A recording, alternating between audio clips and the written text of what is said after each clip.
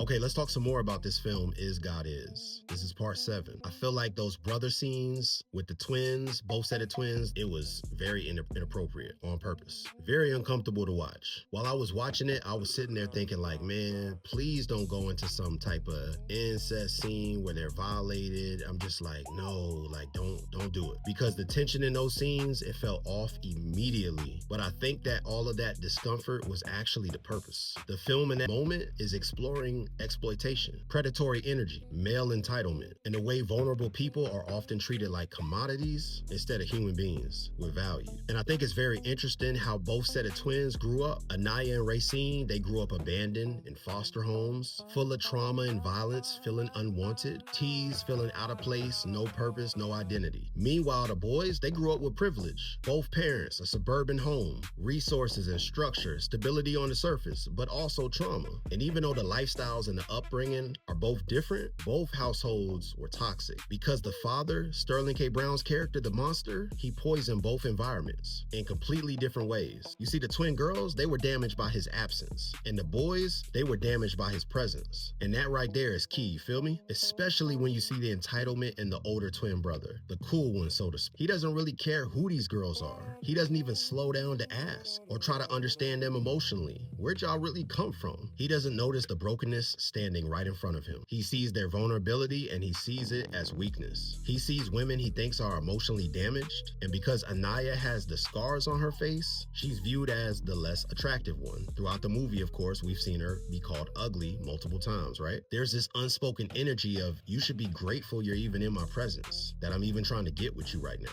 and give you this attention that you really don't deserve. That's very dark, but the mentality absolutely exists. The director and the writers understood something real. People who are wounded are often treated like they should accept less love, respect, and less dignity, especially women, black women, and even more so if society and culture has already labeled you the ugly one. That's why those scenes feel so predatory. It was very awkward. They don't see their sisters as human beings. They just see them as somebody to get their freak on with. It's an opportunity. And you see how the oldest twin was stunting in front of his friends, his homies. It was exciting for them to access the control, basically a thrill. And predators are attracted to perceived weakness. Even the younger twin brother, who initially seemed softer, he later snapped. And that matters because I feel like the movie is showing how toxic masculinity and entitlement can exist underneath different personalities. One twin expresses it openly, and the other, he basically just hides it better with a mask. This wasn't just to shock value for no reason. There was a purpose behind it. I feel like they want us to feel how unsafe it is for women to be in these spaces with men who feel entitled to them, entitled to their body.